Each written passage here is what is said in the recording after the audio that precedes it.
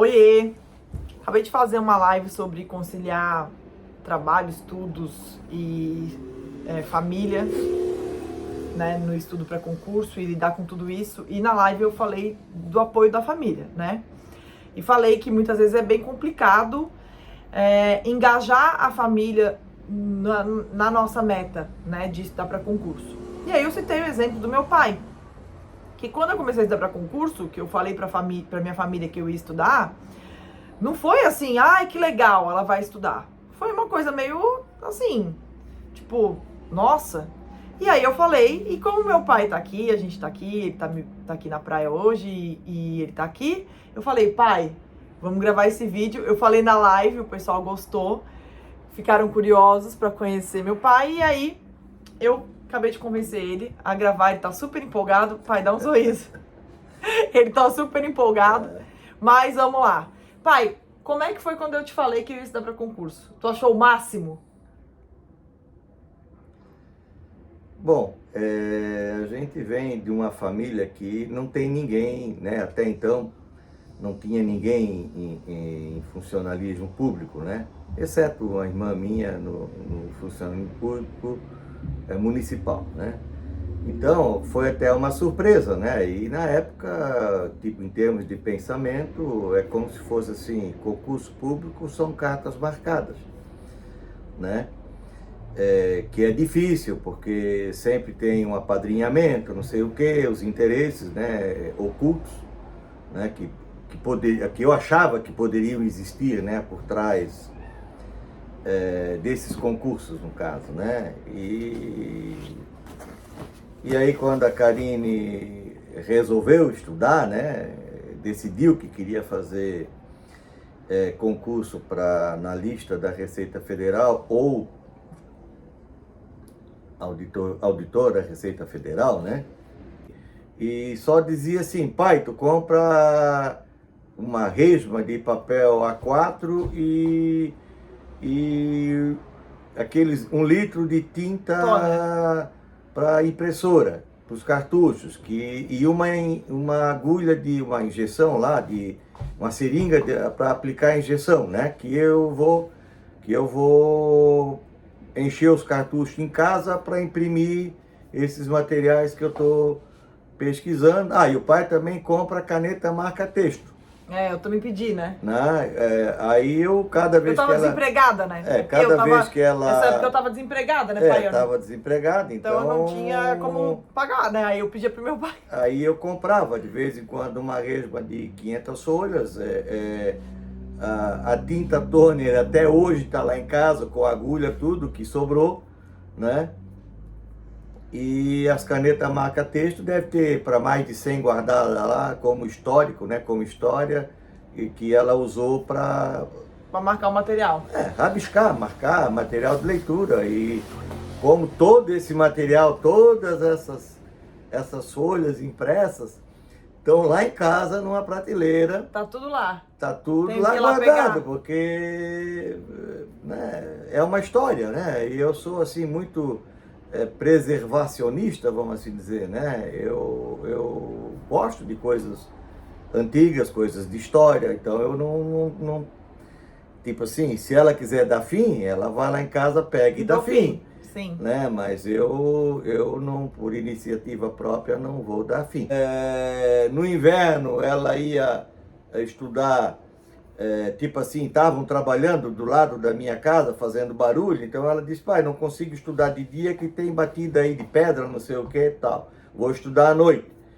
Então, de noite, eu e a Caroline, que é a irmã da Karine, né, íamos dormir e ela ia estudar na sala, e eu via do meu quarto que a luz estava acesa, e na época de inverno não foi, eu acho que nenhuma nem 2 vezes que eu fui agasalhar ela lá, né, com roupa mais quente, né, para passar o frio, né. Foi pro Rio estudar mais, fazer a segunda fase, se não me engano. Sim. Ficou 1 mês para lá e alugou lá um quarto numa mulher lá, num apartamento. E foi aluguei um quarto, não. Aluguei um colchão no chão, do quarto dela, porque eu não tinha dinheiro pro quarto. Então, foi isso. Mais ou menos isso. Então ela ficou um mês lá e foi de ônibus, uma parte de ônibus, uma parte de avião. Não, No avião não? Tá, então Meu de Deus, ônibus. fui de ônibus, peguei o Itapemirim. E... Ou Penha? Eu não lembro. Acho que era Itapemirim. Eu só sei que o dia que ela voltou do Rio de Janeiro, ela ligou para mim, pai, tô voltando, vou chegar em Blumenau, sei lá, 6 horas da manhã, 7 horas da manhã, o pai me pega lá em tal lugar, né, onde o ônibus passa, e isso eu fiz. Aí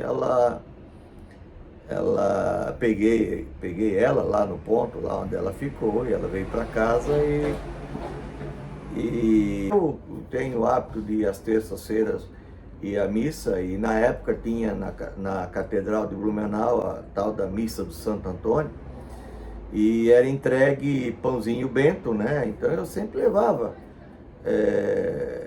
tipo, um eu comia, um eu levava para casa. Pai, e o que tu sentiu quando eu passei? Bom, eu fiquei orgulhoso, né? Em primeiro lugar, fiquei orgulhoso, porque como lá no início eu falei, quer dizer, na família praticamente a gente não tem ninguém, né? Não tinha ninguém que tinha passado em concurso público, né? Que trabalhava em administração pública, né? Ainda mais federal, né? Que é muito mais concorrido, né? Então foi orgulho, né? Que ela conseguiu, até porque ela focou, né? Como se diz, né? Força, fé e foco, né? Então ela focou e conseguiu passar. Na época a gente escutava, né? Até com companheiros meus, de que para passar em concurso público a nível federal tem que levar 2, 3 anos de estudo, direto assim, praticamente só se dedicando a isso, né? E a Karine com um ano, Não. menos de um ano de estudo. Eu comecei em abril. Menos de um ano de estudo, ela focou de tal forma que ela conseguiu dar a volta por cima, ou seja, passou nos 2 concursos que ela se propôs, e passou nesse de auditor e de analista, e passou nos 2 na primeira prova, passou nos 2 na segunda prova, e aí ela, depois, claro, até por uma questão de remuneração, ela optou de auditoria, né, da Receita Federal. E qual é a mensagem que tu dá para os concurseiros, para as pessoas que estão estudando? E que às vezes a família, o marido, a esposa, os parentes, às vezes não entendem, então não conhecem também. Qual é a mensagem que tu dá? Bom, então acho que é muito triste um ser humano, né, não querer crescer a vida, as suas Próprios esforços. ao seu esforço, né? Mas tipo assim, força, fé e foco, tá?